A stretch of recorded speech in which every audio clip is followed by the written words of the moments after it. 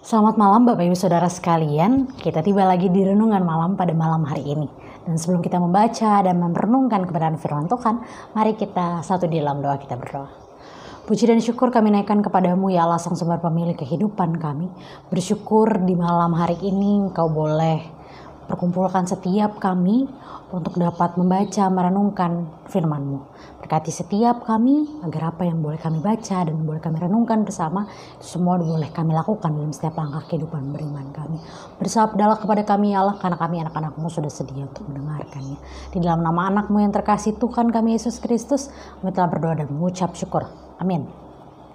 Ya, Bapak Ibu Saudara sekalian, bacaan Alkitab kita pada malam hari ini diambil dari Injil Tuhan kita Yesus Kristus menurut Matius, pasalnya yang ke-18, ayatnya yang ke-15, yang menyatakan, apabila saudaramu berbuat dosa, tegurlah dia di bawah 4 mata. Jika ia mendengarkan nasihatmu, engkau telah mendapatnya kembali. Jika ia tidak mendengarkan engkau, bawalah seorang atau 2 orang lagi, supaya atas keterangan 2 atau 3 orang saksi, perkara itu tidak disangsikan. Jika ia tidak mau mendengarkan mereka, sampaikanlah soalnya kepada jemaat. Dan jika ia tidak mau juga mendengarkan jemaat, pandanglah dia sebagai seorang yang tidak mengenal Allah atau seorang pemungut cukai. Aku berkata kepadamu, sesungguhnya apa yang kamu ikat di dunia ini akan terikat di sorga, dan apa yang kamu lepaskan di dunia ini akan terlepas di sorga. Dan lagi aku berkata kepadamu, jika 2 orang daripadamu di dunia ini sepakat meminta apapun juga, permintaan mereka itu akan dikabulkan oleh Bapakku yang di sorga. Sebab di mana 2 atau 3 orang berkumpul dalam namaku, di situ aku ada di tengah-tengah mereka. Demikianlah pembacaan Alkitab. Berbahagialah setiap kita yang membaca, merenungkan firman Tuhan, dan kemudian melakukannya dalam setiap langkah kehidupan beriman kita. Maranatha. Ya, Bapak Ibu Saudara sekalian, jika kita mau membuat sebuah makanan yang sehat, tentu kita membutuhkan komposisi, kita membutuhkan bahan-bahan, kita membutuhkan sesuatu yang lengkap.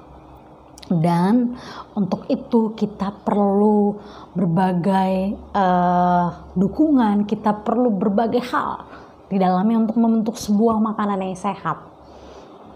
Kita butuh sayur-sayuran, kita butuh protein, kita butuh karbohidrat, kita butuh vitamin, kita butuh kalsium, kita butuh berbagai macam untuk membentuk sebuah makanan yang sehat untuk dikonsumsi. Dan ketika kita mau berusaha untuk membangun sebuah persekutuan yang sehat, maka ingredients atau komposisi juga diperlukan di dalamnya. Apa yang kita perlukan? Tentu yang pertama kita butuh saling support antara anggota satu persekutuan dengan anggota yang lainnya. Kita perlu saling mengingatkan antara anggota satu dengan anggota lainnya. Lalu ketika ada salah seorang yang bersalah, maka menjadi tugas dari anggota lainnya untuk mengingatkan, bahkan menegur orang tersebut. Bukan dalam upaya menyombongkan diri atau dalam upaya menghina dia yang bersalah, tetapi dalam upaya kita mau menjaga persekutuan ini menjadi persekutuan yang tetap sehat, tetap bertumbuh dan berkembang menjadi persekutuan yang baik. Begitu juga seharusnya persekutuan yang terjalin di dalam gereja. Bagaimana ketika ada salah seorang warga jemaat yang bersalah, maka tugas dari warga jemaat lainnya atau bahkan majelis atau pendeta untuk menegur dan menasihati orang tersebut. Kunci utama terbentuk suatu persekutuan yang sehat adalah bagaimana komunikasi itu terjalin dengan baik. Bagaimana ketika salah seorang bersalah ada komunikasi di dalamnya, bukan saling mendiamkan lalu hanya membicarakan dia di belakang tanpa kemudian akhirnya dia tahu apa kesalahan dan salah dia. Nah, Ibu Bapak Saudara sekalian, malam hari ini kita belajar dari apa yang disampaikan oleh penulis Injil Matius, bahwa ketika salah seorang dari saudara kita bersalah, maka kita perlu menegurnya. Pertama-tama, kalau kita baca di ayat yang 15, di bawah 4 mata. Itu berarti kita hanya bertatap muka, berdua saja. Nah, ketika salah seorang bersalah, kita hanya tatap muka. Tapi ketika kita sudah menasihati secara tatap muka berdua, namun dia tidak mendengarkannya, maka kita perlu memanggil lagi saksi. Itu dalam ayatnya yang ke-16. Kita bawalah seorang atau 2 orang lagi, supaya keterangan 2 atau 3 orang saksi perkara itu tidak disangsikan. Jadi pertama-tama tatap muka berdua, lalu kemudian memanggil saksi. Lalu ketika orang yang bersalah ini juga tidak melakukan perubahan dan tidak mau berubah dan tidak mau mendengarkan nasihat kita, maka sampaikanlah itu kepada jemaat, kepada orang yang ada di sekitarnya, lingkungan jemaat. Dan ketika dia tidak mau mendengarkannya juga, maka selesailah tugas kita. Tidak ada perubahan, tidak ada sesuatu yang terjadi dalam kehidupannya, dia terus melakukan kesalahannya, maka itu tinggal urusan dia dengan Tuhan. Karena di ayat selanjutnya Tuhan berkata, "Aku berkata kepadamu, sesungguhnya apa yang kamu ikat di dunia ini akan terikat di sorga. Nah, apa yang kamu lepaskan di dunia ini akan terlepas juga di sorga." Ketika kita sudah mengingatkan, ketika kita sudah menasehatkan, tetapi dia tidak juga melakukan perubahan, maka itu tinggal urusan dia dengan Tuhan. Karena apa yang dia lakukan, apa yang dia ikat di dunia ini, apa yang dia lepaskan di dunia itu juga terikat di sorga. Dan tinggal bagaimana dia bertanggung jawab atas berbagai kesalahan yang sudah dia lakukan. Dan ibu bapak saudara sekalian, dengan kata lain, segala sesuatu yang kita lakukan saat ini, segala kesalahan, kebaikan yang kita lakukan saat ini, itu juga akan diperhitungkan oleh Tuhan.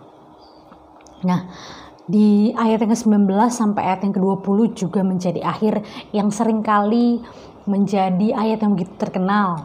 Jika persekutuan ibadah begitu hanya diisi oleh 2 atau 3 orang.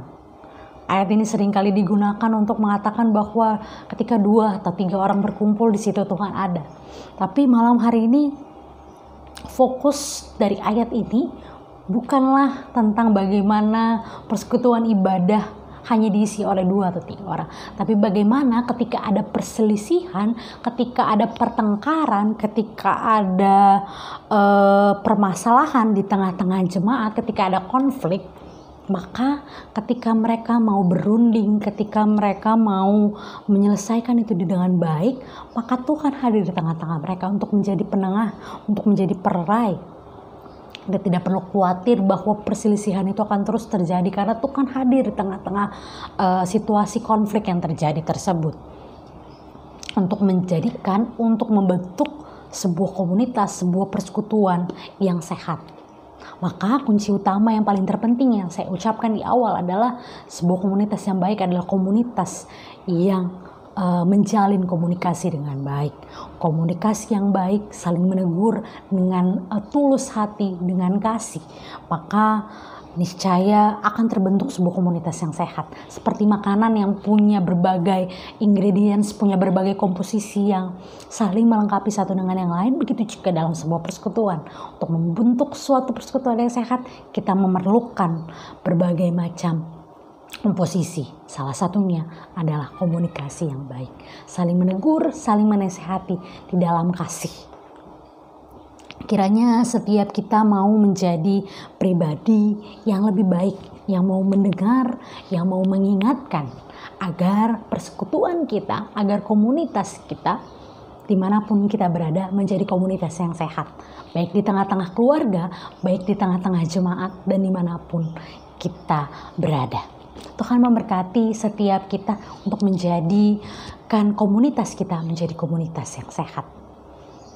Tuhan memberkati. Amin. Mari ibu bapak kita satu di dalam doa.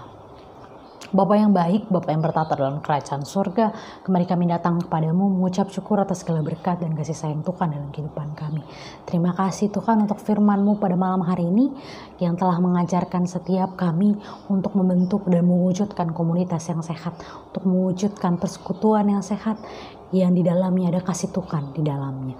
Tuhan terima kasih, bantu kami untuk menjadi pelaku firman-Mu dalam setiap langkah kehidupan beriman kami, dan kami akan kembali dalam aktivitas kami sehari-hari, berkati dan tuntun kami selalu. Inilah doa dan ungkapan syukur kami Tuhan, di dalam nama anak-Mu yang terkasih Tuhan kami Yesus Kristus, kami telah berdoa dan mengucap syukur. Amin.